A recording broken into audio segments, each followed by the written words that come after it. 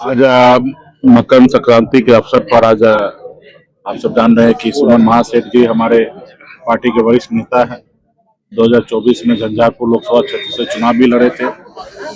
आज इनके घर पे दही चूड़ा का भोज था। इस कार्यक्रम में आए इनको शुभकामना देने के लिए, नव वर्ष का और आने वाले समय का सारे त्यौहार का। और यही कार्यक्रम को लेकर पूरे बिहार में जहाँ पार्टी के नेतागण है, कार्यकर्ता है, सभी से मिलना जुलना, क्योंकि वही बड़ा फौज को लेकर आने वाले समय में हम लोग जो संघर्ष कर रहे हैं, लड़ाई लड़ रहे हैं, उस आने वाले समय में इसको अंजाम तक पहुंचाया जाएगा। क्योंकि देश में माहौल जो है बहुत खराब होते जा रहा है। देश का लोकतंत्र जो है खतरे में है। दूसरे देश जो है हमारे देश के ऊपर हावी होते जा रहा है। एक तरफ चाइना आप देख रहे हैं कि किस तरीके से भारत के अंदर घुसते जा रहा है। दूसरा देश जो है अमेरिका देखिए किस तरीके से हमारे ऊपर टैरिफ पे टैरिफ लगा रहा है। और हमारा सरकार का कूटनीति, विदेश नीति जो है वो फेल हो चुका है। तो ऐसे सरकार को बदलने के लिए हम लोगों को बहुत ज्यादा मेहनत करना पड़ेगा। कि जो दिल्ली में सरकार है वो बाबा साहब भीमराव अम्बेडकर का बनाया हुआ संविधान को नहीं मानते, लोकतंत्र पे उनको भरोसा नहीं है। क्योंकि बाबा साहब ने संविधान बनाया और जनता को मालिक बनाया। ये चुनाव जो है एक नेता के लिए नहीं होता है, ये चुनाव जो है जनता के लिए होता है। जनता के लिए नेता अच्छा काम करे तो नेता को वोट देके फिर पुनः जिताया जा सकता है। अगर वही नेता अगर अच्छे काम राज्य में हो या देश में अच्छे काम ना करे तो जनता के पास पूरा पावर होता है कि 5 साल में इसको बदलना है। और जब जनता मन बना ले कि बदलने का, और ऐसे समय पे लोभ लालच पैसा देकर, डरा धमका कर उनसे अगर वोट अगर कोई ले ले तो ये लोकतंत्र के लिए अच्छा नहीं है। तो आज आप देखिएगा कि बिहार में किस तरीके से 2025 का चुनाव हुआ। 20 चुनाव में लोगों के खाता में 10-10 हजार रुपया भेजा गया और चुनाव आयोग चुपचाप देखते रह गया। क्योंकि चुनाव आयोग जो है कहीं ना कहीं सरकार के जेब में है। ये हमारे देश के लिए खतरा है। यहाँ पे सरकार 20 साल से नीतीश जी ने क्या किया पूरे बिहार को पता है। और यहाँ के पूरे बिहार के जनता ने, माता बहन सभी लोगों ने मन बना लिया कि इस सरकार को बदलना है। और ऐसे समय में उन्होंने राज्य के 40,000 करोड़ रुपया खजाना खाली करके और जनता के बीच में बांट दिया और उसके बदले में उन्होंने वोट प्राप्त किया और उसकी वजह से उनकी सरकार बनी। ऐसे तो महागठबंधन के पास भी 38% वोट आया। पिछले वोट जितने में सरकार बना था उससे अधिक इस बार हमारे पास वोट आया। लेकिन सामने वाला ने पैसा बांटने के कारण हमसे 4-5% अधिक वोट लेकर वो सरकार बना ली। अगर वो पैसा नहीं बांटते तो जो वोट उनके पास प्राप्त था वो हमारे पास होता, जो हमारे पास है वो उनके पास होता। सरकार हमारे पास 200 विधायक के ऊपर हमारी सरकार बनता। लेकिन अभी पावर का, पैसा का उपयोग करके वो सत्ता में आए हैं। तो आने वाला समय में हम लोग जनता के बीच में जाएंगे, जनता को समझाएंगे, जनता को अपने पक्ष में करके और लड़ाई लड़ेंगे। और जनता ये बात जान रहा है। आपके माध्यम से जितने भी लोग आज हमारी बात को सुन रहे हैं, सब लोग कहीं ना कहीं ये बात तो मानते हैं कि चुनाव में पैसा जो है वो पैसे से वोट नहीं होना चाहिए। लोकतंत्र बचा रहना चाहिए, जनता के हिसाब से वोट होना चाहिए। वोट किसी का नाम को काट देना, अपने तरीके से सर्च करना, तो इसके लिए हम जनता के बीच में जाएंगे। और यही जितना स्पीड से भारतीय जनता पार्टी एनडीए को फायदा हुआ 2025 में, उसी रफ्तार में 2029 में देखिएगा जनता समझ चुका है। और उसी रफ्तार में उनका बिहार में सुपड़ा साफ होगा। और इसके लिए हम लोग जहाँ तहाँ तमाम महागठबंधन के सभी नेतागण जनता के बीच में उतरेगा, मेहनत करेंगे। सर, चुनाव के बाद इतनी सारी घटनाएं हो रही है बिहार में, कहीं ना कहीं मर्डर हो रहा है, कहीं रेप हो रहा है, लेकिन नेता प्रतिपक्ष तेजस्वी जी छुट्टी के बाद आए हैं और उसके बाद फिर एक बार वो कह रहे हैं कि हम 100 दिनों तक कहीं ना कहीं कुछ नहीं बोलेंगे। तो क्या बिहार में अपराध होने के लिए छोड़ दिया गया है, 100 दिन तक चुप रहेंगे? देखिए, गायब है कहीं ना कहीं। देखिए, आप सोशल मीडिया पे जाइए, देखिए सब लोग अपने अपने काम कर रहे हैं। अभी आप जानते हैं लोकसभा के बाद लगातार हम लोग संघर्ष कर रहे थे, मेहनत कर रहे थे। उसके बाद जो हम लोग सोच रखे तो वो ऐसा परिणाम नहीं आया। जनता को भी कहीं ना कहीं एहसास होने की आवश्यकता है कि सिर्फ आप अपना वोट देने से आप घर पे नहीं हो सकते कि आपने अपना वोट दे दिया है। आपको अगर बदलाव का मन रखते हैं तो पूरी शक्ति से के साथ आपके जनता के बीच में जाके बताने की भी जरूरी पड़ता है। आज जो नीतीश कुमार जी का तबीयत अस्वस्थ है, सरकार वो कहाँ चला रहे? बिहार का सरकार जो है ब्यूरोक्रेट चला रहे। दिल्ली के रिमोट कंट्रोल से सरकार चल रही है। और हम लोगों ने भी सरकार बना, स्वागत कर रहे हैं, क्योंकि हम लोग संविधान को मानने वाले लोग हैं। और जैसे चोरी चमारी जैसे करके उनको सरकार बनाना था, बनाए हैं।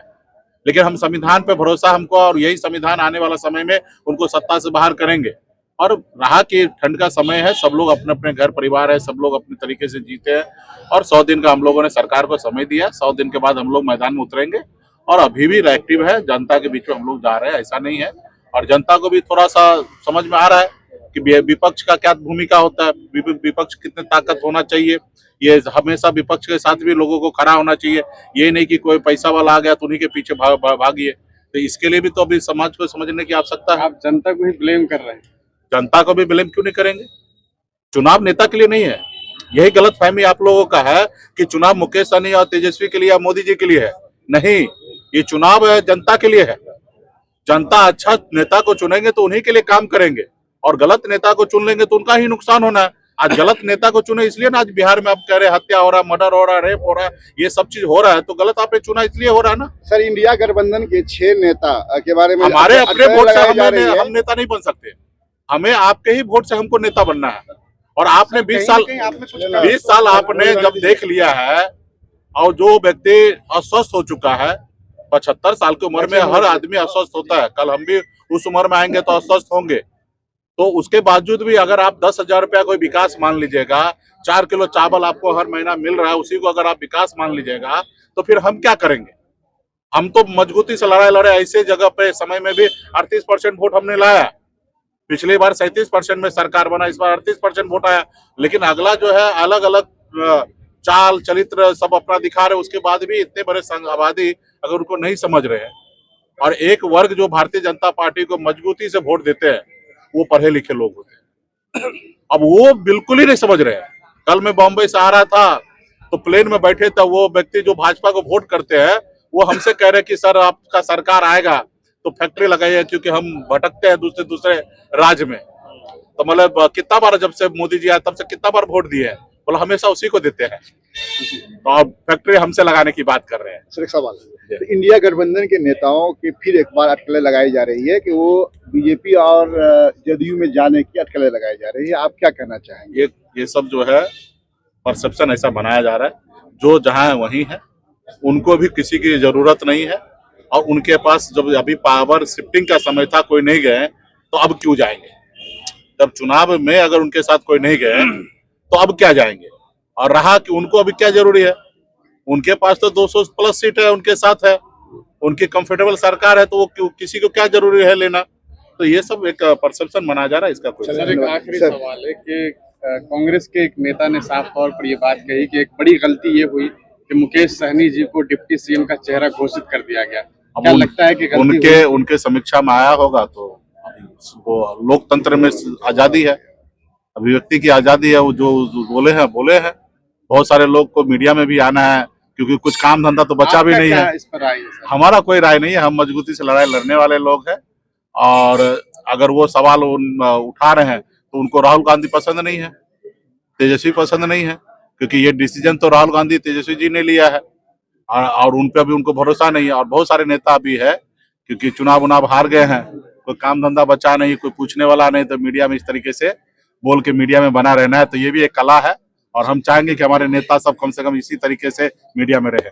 सर अभी आपने कहा था कि हो गया। सर, क्या कहेंगे, आज आपके यहाँ चूड़ा दही का भोज है और सहनी जी भी आए हुए हैं? पहले तो मकर संक्रांति की बधाई। मकर संक्रांति हम लगभग पिछले 8-10 साल से प्रत्येक साल मनाते हैं, और मिलन समारोह के रूप में मनाते हैं कि पूरे जिला के लोग एक साथ जमा होते हैं, और सभी वर्ग के लोग, सभी पार्टी के लोग आते हैं जो हमसे जुड़े हुए हैं। मैं मकर संक्रांति के अवसर पर सब लोग को शुभकामना भी देता हूँ।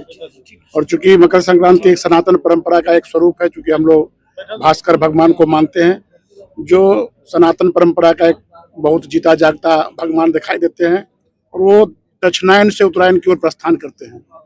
और दक्षिणायन का मतलब है कि अंधेरा से प्रकाश की ओर, और समाज के सभी लोगों को ये संकेत देता है कि जो भी समाज में अंधेरे में जी रहे हैं, माने जिनका वो लोग प्रकाश की ओर बढ़े, और समाज में मिलजुल करके। मकर तिल का मतलब होता है कि तिल खाते हैं अगर जिसका, तो तिल के लिए समाज के लिए बहना है। हमारे यहाँ एक कहावत है, जिनका तिल खाते हैं उसको समाज के लिए बहना है।